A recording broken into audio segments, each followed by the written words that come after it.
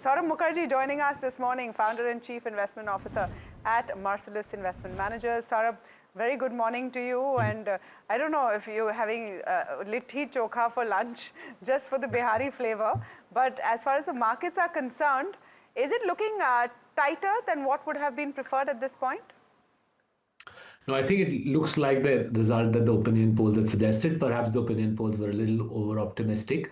But I think the main thing that the market will look forward to is if the Bihar elections are out of the way, we can look forward to the US India Free Trade Agreement, which, if you ask me, is a little bit more important for the country at this juncture than the specific margin of victory in the Bihar polls.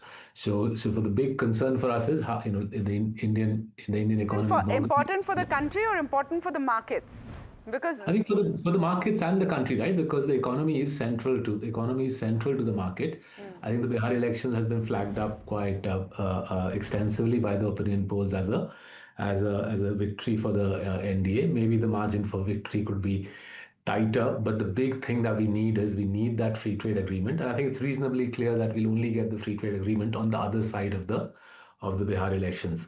So from a bond market perspective, the bond market might be a little bit more interested in the margin of victory because if the results are tight, then that could lead to some more fiscal spending next year by the incumbent government in Delhi. But the bond market, I think, will be the great more concerned about the victory margin of victory than the stock market. Good morning, Alex here. And I know that we're speaking on the day of Bihar elections, but then in this week, we've also seen important economic data released. And you've seen that 0.25 CPI data come through. I wonder what you think about the implications for earnings, because you usually tie it to nominal GDP. And if you have that inflation number dropping, it could well be an indicator that consumption is not as robust as you thought initially or you hoped initially. Is that what you're seeing on the ground? I know that you travel extensively as well. No, I think we've been saying for the last year or so the demand is weak, consumption is weak, and it doesn't surprise us that the inflation numbers are weak. I've been saying for several months now that I think we need another 4 rate cuts from the RBI. I'm very confident actually we'll get that. I think the job situation is delicate in our country. Consumption has been weak. Obviously, there's been a post GST fillip, but I'm not so sure how sustainable the post GST fillip is. So the weak inflation will hopefully encourage the RBI to cut sooner rather than later. We desperately need to give Indian households who have plenty of debt. This is the highest debt that Indian households have ever had as a percentage of the income. We need to give them relief. And by the same token, I'll stress again, right? I think we've got 5 million jobs on the line if we don't get this free trade agreement done quickly, right? Textile workers in southern India, in Uttar Pradesh, gems and jewelry workers, shoe manufacturers in UP, in Punjab. So plenty on the line. Hopefully, with the elections out of the way, it'll be back to business for the government and the FTA, and hopefully the RBI will move quickly on rate cuts. Sort of morning, Neeraj here. Hi. If we get the 2 or 3 things that you spoke about, which is a trade agreement and rate cuts, and the fact that the earnings season has turned out to be slightly better than what the estimates largely were penciling in. I'm not completely hands-on with what your numbers were, but most notes are suggesting they were slightly better. So a confluence of these 2 or 3 things, would that mean that there's a high probability that the markets end the year with a bit of a flourish? I'm not asking you to predict the Nifty, but do you believe there is a bit of a flourish in store?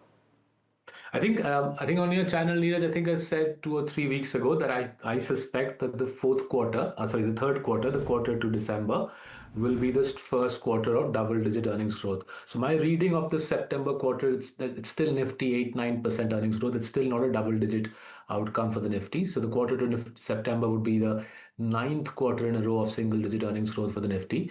But my reading is the quarter to December will be a double-digit quarter. And there's reasons to believe that with the GST cut and with greater policy proactivity from the government in stoking consumption, there's reason to believe that the earnings downturn that began 2.5 years ago, that's behind us. And I'm reasonably confident that given what we've seen in November so far, in October and November, this quarter, the one that we are living through, will be the first double-digit quarter, and that should give the markets a fillip. If the US FTA comes on top of that and a rate cut from the RBI, I think that should give plenty of reasons for the market to have a good Christmas. Great, which is music to the ears. Sort of just one quick follow-up. If you look at the first half and your estimates for what happens in quarter 3 or quarter 4, where is it that the markets may find favor? Is it that the rate cut penciling in, coming in, therefore NBFCs tend to do well? Is it that cement has had a fabulous first half and therefore the chances of that sector doing well? How do you adjust the portfolio to the current moving landscape? I think there's three big parts of it which could move favorably. Firstly, the IT piece, right? The Federal Reserve has started cutting. IT stocks respond very favorably to Fed rate cuts because the American CTOs and CEOs start spending. Secondly, the auto piece obviously is rate sensitive given the amount of debt Indian households have. If you get GST cuts and then rate cuts from the RBI, the auto piece should start juicing up. Estimates from the auto companies should start moving upwards. And thirdly, both FMCG and durables, right? FMCG less rate sensitive, obviously, but the GST cuts have helped. But the durables piece is rate sensitive. Hopefully, we'll get upgrades there as well.